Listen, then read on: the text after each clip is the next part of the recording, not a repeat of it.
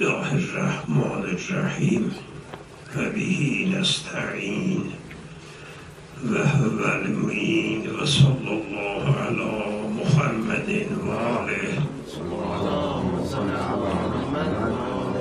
الطیبین الطاهرین و لعنت الله علی اعدائهم اجمعین.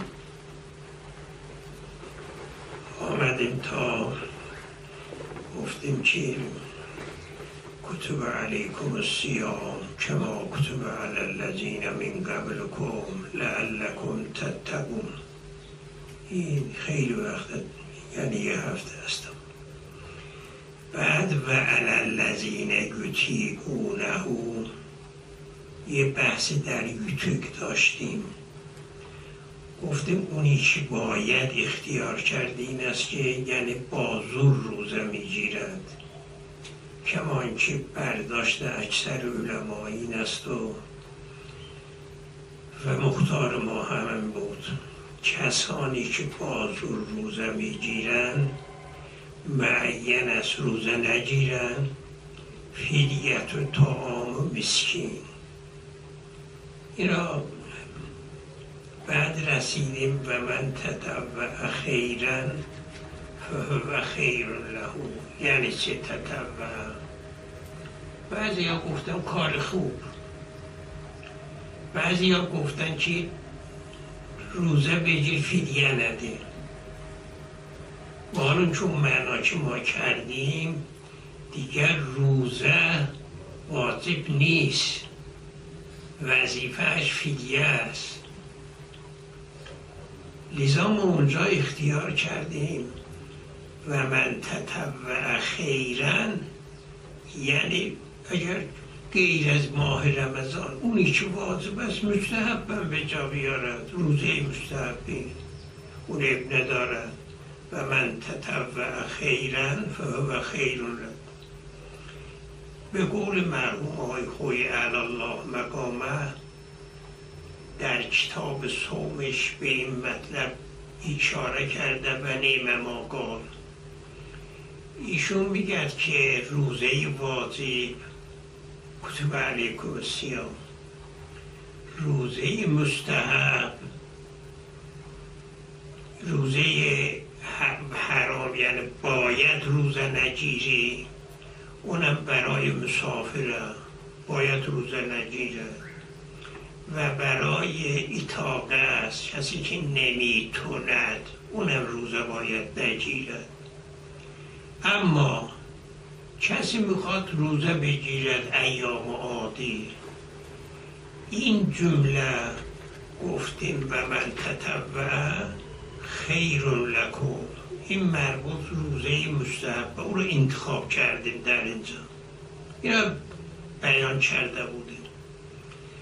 رسیدیم جمله آخر و ان تصوموا خیر لکم این کنتم تعلمون. این به کجا میخورد؟ و این تصوموا و ان تصوموا خیر لکم، اینجا در معنای این جمله مرحوم شیخ در تبیان، مرحوم طبرسی در مجمع و دوام الجامع، ایشون میگه که معناش اینه ان تصوموا تعبیر به مصدره، صومکم خیر لکم. یعنی چه؟ ایشون تصریح میکند و هذا قبل از آنی که نسخ بشود، چون اینا اون بحثایی که قبلا کردیم گفتن که روزه اول واجب شد، بعد مخیرا سخت بود، آمد که و این تطیقو او را نسخ کرد. اگر بعد قدرت داری به معنی قدرت گرفتن، نه اطاق از زور، قدرت داری فدیه بدید. پس اون وقت معناش چیه؟ یعنی روزه مخیرم واجب است. میخواهید روزه بگیرید، میخواهید فدیه بدید. بعد این معنا را میگد و ان تصوموا خیر لکم، روزه بگیرید خیر است برای شما. این بعد از نسخه. لذا اون روز ما گفتیم که مرحوم علامه اینجا یه چیز خوبی گفته، گفت بازی با قرآنه، بگیم در یک سطر 2 سطر 2 بار نسخ شده. این است که کلام مرحوم شیخ درتبیان، مرحوم نوری طبرسی در مجمع و همینطور جوامع الجامع خیلی بله با بنای ما نمی سازد. ما گفتیم در قرآن اینجور نسخ نیست در یک خط نسخ بشد بیاد و پس بهتر معنا. گرچه مجمع بیان بعد از اون یه معنای دیگه گفته معناش این است که این الصوم خیر و عطیت و افضل ثوابا، یعنی کل. ولی بهتر معنای این است که ما بگیم و ان تصوموا خیر لکم، معناش این است که به اول برمیگردد کتب علیکم الصیام کما کتب علی الذین من قبلکم و ان تصوموا خیر لکم تأکید میکند. بعد شهر رمضان الذی انزل، اونجا هم 3 بار وجوب را تأکید و تأیید میکند. بهترین وصف مختاره العلامه و اختاره مرحوم آقای خویی، این 2 بزرگوار معنایی که اختیار کردن میگم به اصل برمیخورد. ماه رمضان روزه واجب است، اما فراموش نکنید ها روزه چیز خوبیه ها. و ان تصوموا خیر لکم و هو الذی یظهر من المحقق الخویی در کتاب صبحش جلد 2 صفحه 38. البته این قول در کتب عامه هم هست. فخر رازی در مفاتیح الغیب اقوال شمرده، این قول را قول سوم قرار دادن و لیس فیه البعد عن صواب، بلکه بهترین وسیله است. پس این چیه؟ اینا چرا آورده؟ خواسته بفرماید که من روزه را واجب کردم، اما چیز خیری واجب کردم. فراموش نکنید، عمل بکنید، شهوت رانه نکنید. این سفارش بعد از سفارش و ان تصوموا خیر لکم. این تا حال اینجا این بحث این آیه است. اما آیه بعدی که می شود بحث کرد، یه بحث، اولا آیه را بخوانم. در آیه یه بحث لفظی هست، ما شاید اون بحث را نرسیم. لذا یه بحثی که امروز مورد حاجت است و اون اشاره میکنم. اون چیه؟ اولا آیه بخوانم. شهر رمضان انزل فیه القرآن هدی للناس و بینات من الهدی و الفرقان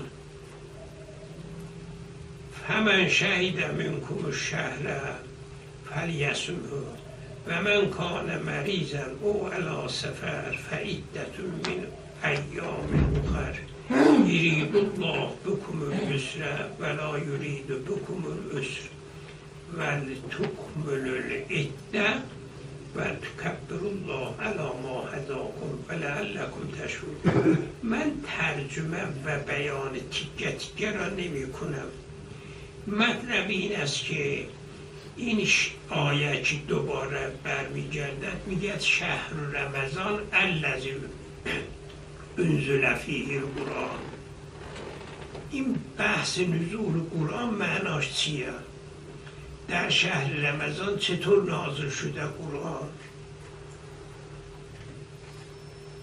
در سوره قدر میگه که لیلة القدر خیر من الف شهر انا انزلناه فی لیلة القدر و ما ادراک ما لیلة القدر.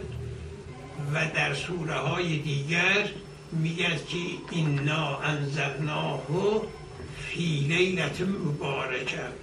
در این آیه صراحتا میگه در شهر رمضان. در سوره قدر هم میگه که لیلة القدر، لیلة القدر هم شهر رمضان هم.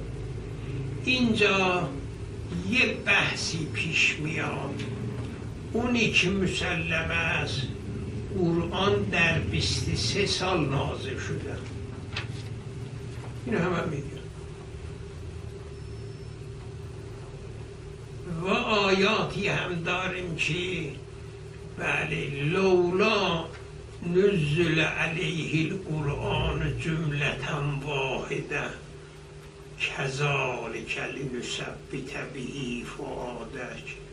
قرآن هم خودش میگه از قرآن تدریجا نازل شده.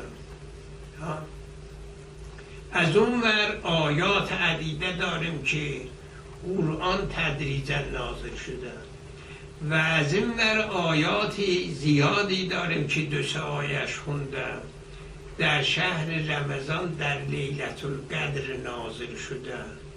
یعنی چه؟ قرآن تدریجا نازل شده. فکیف توفیق. متوجه شده چه عرض کردم؟ اشکال جا افتاد؟ معروفه دیگر.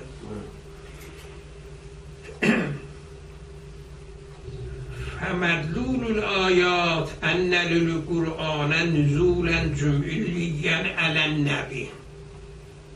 علامه میخواد اینجور بگه، میگه که این آیات را کنار اون آیه بدید باید ما یه کاری بکنیم. ایشون در این سوره میخواد بگه که قرآن یه چیزی هست، این آیات یه چیزی دیگر است. قرآن یه حقیقتی دارد. قرآن گویا یه خزینه، ذهن ما نمیرسد که مدعایشون را بگیم. یه مفهوم کلی، یه معنای کلی. اون معنای کلی به جملته نازل شده به قلب نبی اکرم. بعد اون کلی لباس لفظ پوشیده شد به اون، نازل شد تدریجا. من قبل از آنی که حرف ایشون را بگم و بیان کلامیشون، ایشون 7 آیه دلیل آوردن. من باید 7 را یکی پس از دیگری نقل کنم ببینم چی میگه. ولی قبل از اون من بخوام بگم که حالا ما حرف کدوم را بگیم، در کنارش باشیم تا ببینیم ایشون چه میگه. و من تا حال اون حرفی که دارم یادم نیست مستقیما از کسی ببینم. مقدمتا این را بیان میکنم.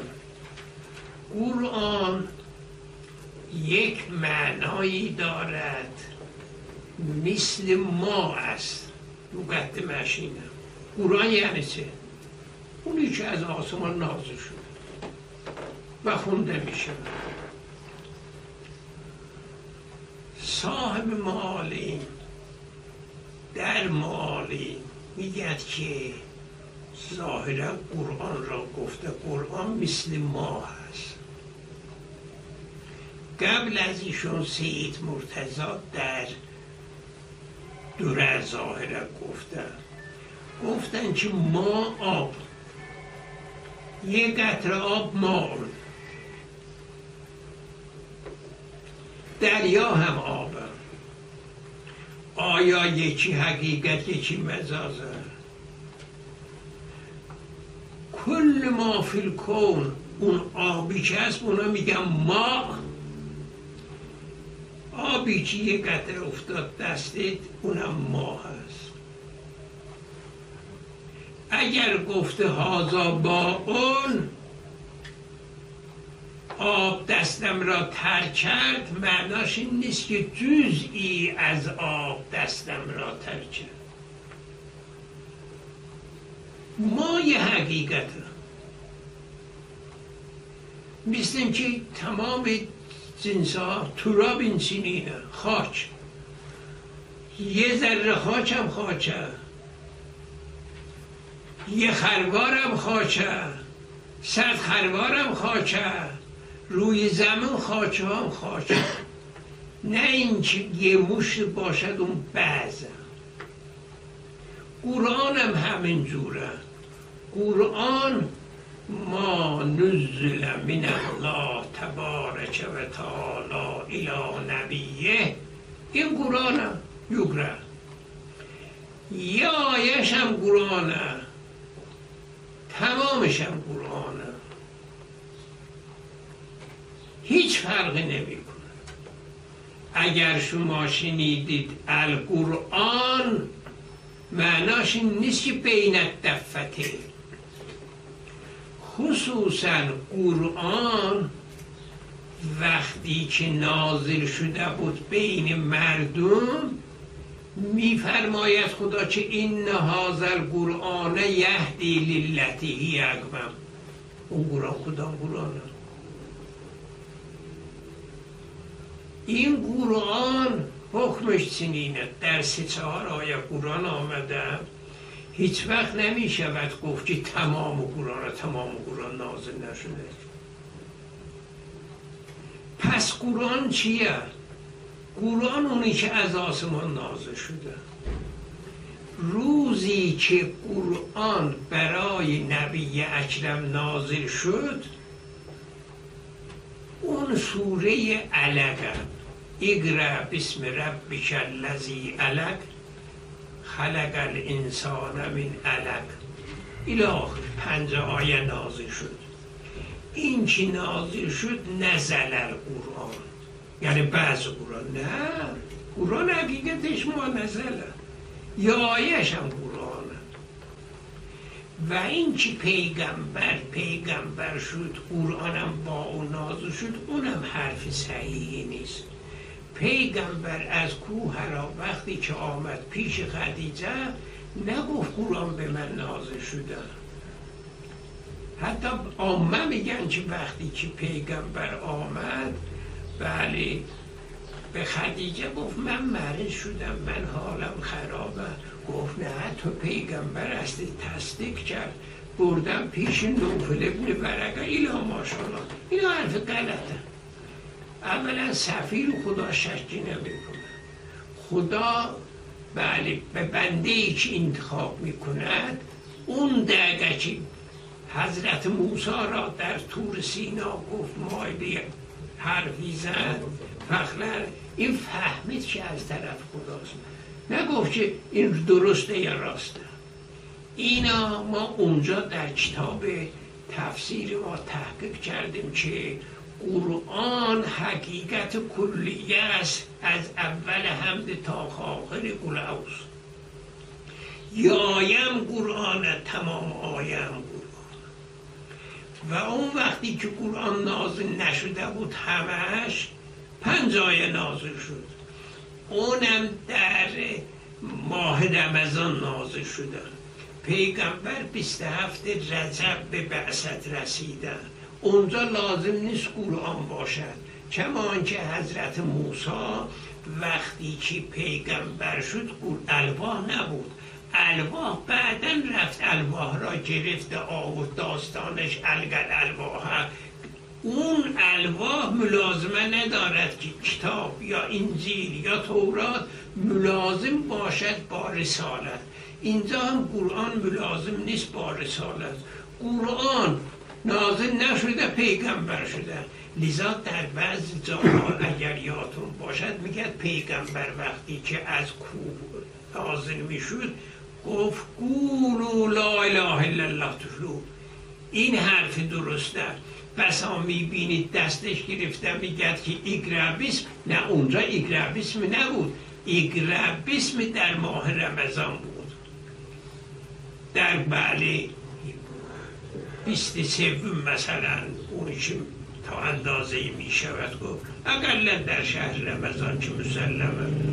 پس فتحسن من تمام ذالک قرآن مثل آب به کمم آب حقیقتا به زیادم اطلاق می شود حقیقتا.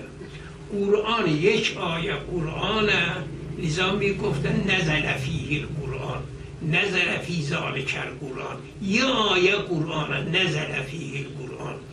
پس اینجا منافات ندارد بگیم که قرآن بله انا انزلناه فی لیلة القدر، قرآن نازل شده اما بعضش نازل شده به اعتبار کل. اما قرآن صدق می کند به 5 آیه‌ای که در سوره علق است. دیگه مشکل ندارد شما بگید چطور میشه. قرآن میگه که انا انزلناه کلش، از اون ورم میگه تدریجا نازل شده. فلا بأس به. نمیدونم به جا افتاد مدعای من گفتم بعد از آنی که حرف علامه را نقل کنم تا نظرات خود را ذکر کنیم، من بحث که منتخب منه مختار منه او را اول بگویم. مشکل چیه؟ جواب چیه؟ مشکل این است که قرآن میگه که اینا انزلناه قرآن را، و حال اینکه قرآن تدریجا نازل شده، گفتیم منافات ندارد. اون 5 آیه‌ای که نازل شده قرآن است دیگه، نه بعض قرآنه. چما که گفتیم یک قطره آب بیفتد دستت آبه، نه بعض آبه. ما حقیقتش این جنسی برای زیربط رطب ایناست. چما که خاک، تمام دنیا هم خاک، حقیقتا یه مشتم خاکه. قرآن هم 5 آیه قرآنه، اینا انزلناه فی لیلة القدر، یعنی قرآن را حقیقت قرآن چیه؟ یه آیه هم قرآنه. اینا انزلناه اقرأ بسم ربک الذی خلق، خلق الانسان. اینه، نه این چی قرآن به تمامه. این اگر ما این چنین تصور کنیم مسئله حل. لذا مرحوم علامه طباطبایی اینجور تصور نمی کند. میگه قرآن بین الدفتین. قرآن وقتی که بین الدفتین شد باید چاره جست. از این بر میگه قرآن در لیلة القدر نازل شده، و حال اون که هم معروف هم آیه میگه کذالک قالوا لولا، چرا قرآن در یه دفعه نازل نشده؟ لنثبت به فؤادک. اینم میخوام تدریجا هر وقت دلگیر شده یه آیه نازل باشه. این بهترین معناست و مشکلی نیست. نه اینکه علامه نتوانسته، یعنی این پیشی را نکرده. مقدمتاً برای اثبات این مطلب قرآن یه حقیقت کلی دارد، نه شما میفهمید نه ما، حتی خودش هم نمیدوند. قرآن یه حقیقت دارد. چیه؟ لفظ نه، معنای تیکه تیکه است نه. قرآن یه حقیقت است. خداوند متعال اون حقیقت را به قلب پیغمبر نازل کرده شب قدر. اونجا لفظ نداشت، آیه نداشت، تیکه نداشت، سوره نشده بود. این به تمامه به صورت کلی دمیده شد به روح پیغمبر، به دل پیغمبر. میخواد چرا این حرف را میزند؟ چرا ناچار میشد این راه را بپیماید؟ برای اینکه حل کند قرآن تدریجا نازل شده، اما کلش در شب قدر نازل شده. اون قرآنی که در شب قدر نازل شده یه معنای کلی، لفظ ندارد، جمله ندارد، سوره ندارد، آیه ندارد، لباس ندارد اصلا. این یه همچو ادعا میکنه. پس اگر شما در ذیل این آیه،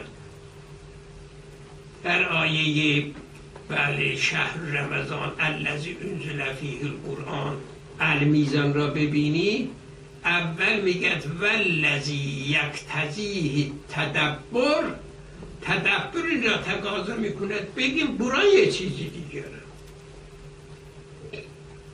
لذا قرآن را میگن لا یمسه الا المطهرون، اونه قرآن این نیست.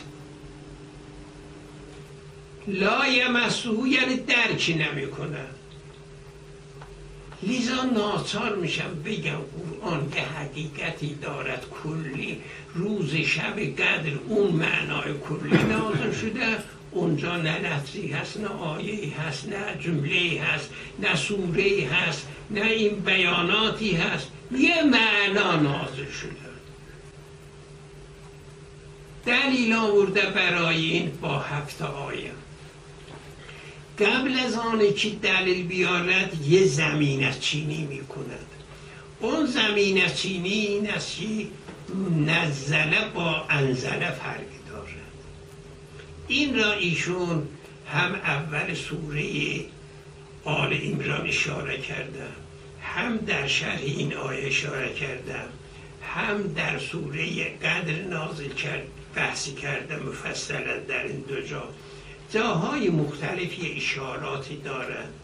مرام علامه میخواد توفیق بدد در شب قدر نازل شده قرآن. قرآن نازل نشده، بگید من یه حرفی دارم. قرآن یعنی معنای کلی، اونی که تو من نمیفهمیم. او در دل پیغمبر نازل شده، او لفظی نداره. برای اثبات این مطلب میگه انزله با نزله فرق دارد. انزله یعنی به تمامه. بفرمایید آب سطح را یهو بریزی، این انزله است. اما قطره تکان بیاد، این نزله است. اینا میگم که بعدا ما روی اینا بحث میکنیم. ما یه جا بحث میکنیم که در اون جایی که قرآن بله باران را میگد، ایشون یه طوره ها معنا میکند، ما اونجا نقصه های وارد میکنیم. این برای که مطلب ایشون را خوب یاد بگیریم. ایشون میگه نزله یعنی تدریج، یعنی قطره قطره آمدن. نحن نزلنا الذکر و انا له لحافظون. یا انزلنا باشد یعنی قرآن، نزلنا یعنی تدریجی. لذا میگد که انا انزلنا فی لیلة القدر یعنی کلی. اما اونجایی که تنزیل یعنی تدریج. یک مدعای ایشون با 7 آیه یه زمینه میخواد. زمینهش این است که نزله با انزله فرق داره. شاید در صرف میر شما یادتون باشد میگد باب تفعیل لتدریج. ایشون این شوزه را میگیرد، این مطلب را اینجا بله زمینه سازی میکند که قرآن اونجایی که به تمامه نازل شده انزله استعمال شده. کما اینکه در انجیل میگد که بله انجیل تورات انزله است. ما انزل من قبلک مصدق است ما انزله چیه؟ یعنی تورات انجیل. انجیل الواح را آورد ده اینکه یه لوح را تمامش اون بود، نه اینکه یه روز یه آیه بیاد یه روز نه. ولی اینجا نزلت نزله به اعتبار تدریجشه، انزله به اعتبار کلشه. اگر این را از ایشون ما تصدیق کنیم نتیجهش چه می شود؟ نتیجهش این می شود قرآن را انا انزلناه فی لیلة القدر شهر رمضان الذی انزل فیه القرآن. اون معنای کله، انزل اون معنای کله. اما نزل تدریجا این آیه به آیه، سوره به سوره. این مدعای ایشونم. پس ایشون این چنین میگد و تکلم فی اثبات مراده فی مواضع. اول هنا بعد در سوره تفسیری کرد، بعد در موارد مختلف، بعد عرض می شود وارد شده اینا انزل را. ما انزل را دیگه بیش از این حرفیشون خواستید باید ببینید. آیا حرفیشون نزله با انزله فرق داره؟ ما چون لغوی نیستیم. یه روز من به ایشون تقریبا 60 سال پیش بود، از ایشون پرسیدم که شما فرق گذاشتید نزله را با انزله. ایشون گفت من چه کنم؟ مفرد چیز نقل گفتم، مجمع بیان بهره. من اینجور یادم بود، مجمع بهره ندیدم، مفردات راغب این فرق را گذاشته و اونا میگن که ملائکه ایز از تو ملن نزل در ملائکه تدریس میشه. ملائکه علای تقدیرین، نه مفردات راغب لغتا، نه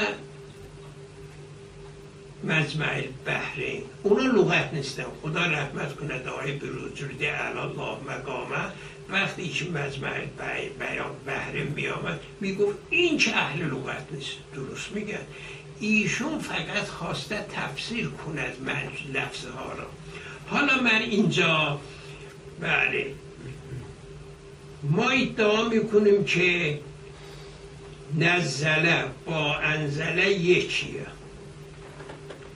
و یدل علی المدعا ما فی کلیات ابوالبقا. ابوالبقا یکی از اهل لغویینه.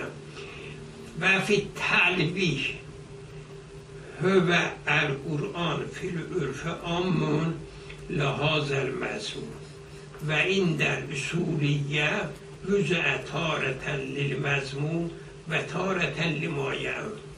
این حرف اولی را آوردم. حرف اولی چه بود؟ قرآن مثل آب، این همینه.